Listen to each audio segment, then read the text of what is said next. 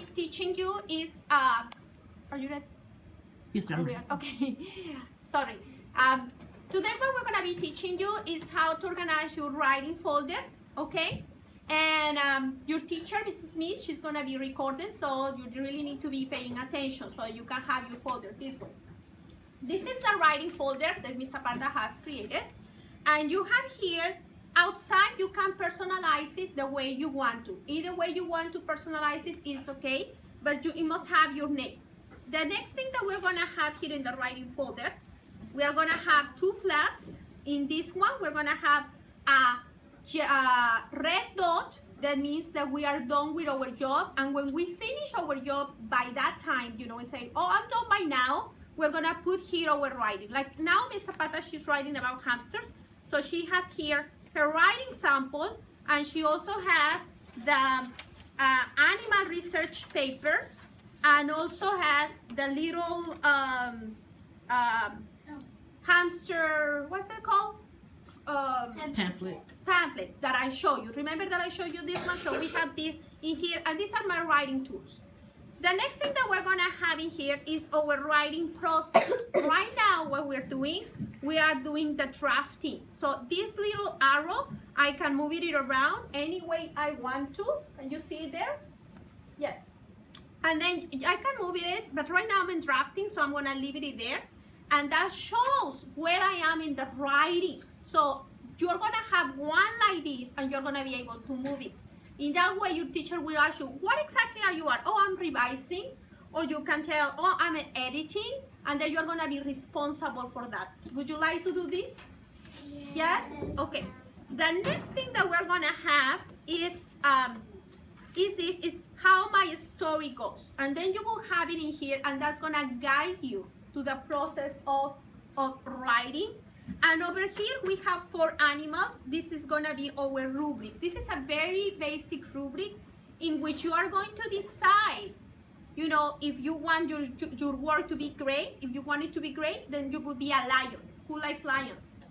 Everybody wants to be a lion. So to be a lion, you must have your name in your work, capital letter.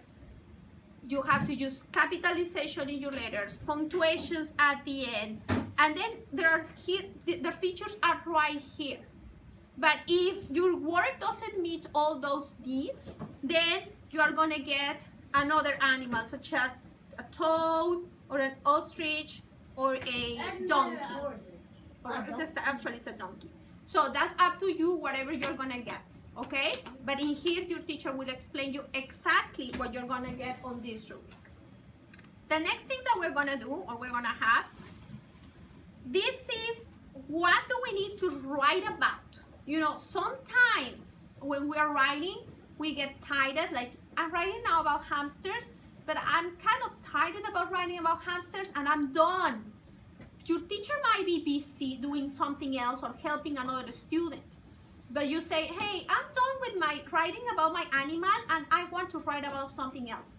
That's possible if you are tired of writing about your animal, but you feel like writing about Christmas, you know, have the Christmas tree in there.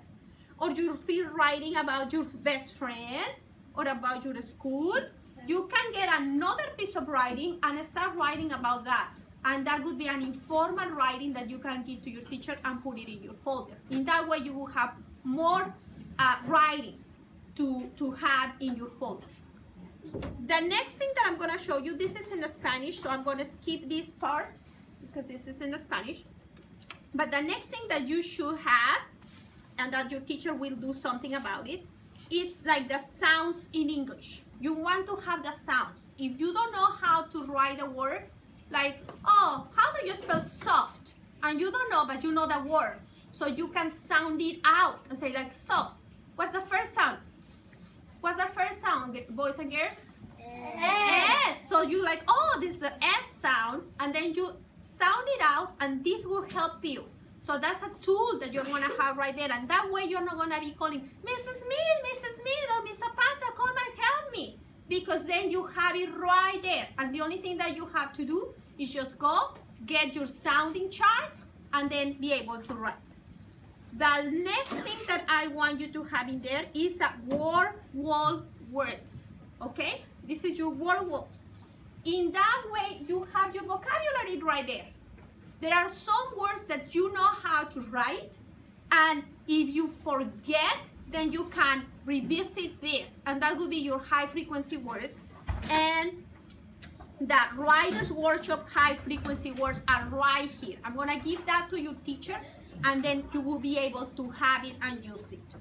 And if you can see here, I also have my alphabet, and I put all the writings that I have in there, or all the pages that I show you, I put them in sheet protectors, because that's gonna make my folder to last longer. The next thing that I have in here, this is a very neat page, because if you see, this kind of paper allows me to write. And it's telling me exactly what I need to start writing. It says here, the line says go, and it's a green line. And here the line says stop. So that means that I need to stop writing right there. And if you can see, there are small squares where I can put each letter, right? And then the size of my handwriting has to be perfect. So in this one, if I use a sheet protector like this, you see here I have the topic is Christmas. I can either write about this and then put it really nice, and next time I can erase it and do something else on that paper. You know, I'm not gonna take it out. I'm gonna leave it there, and I'm gonna write on top of the sheet protector using a vis-a-vis marker. Do you like working with vis-a-vis markers? Raise your hand if you do. I know you do. I know you do. So this could be a great tool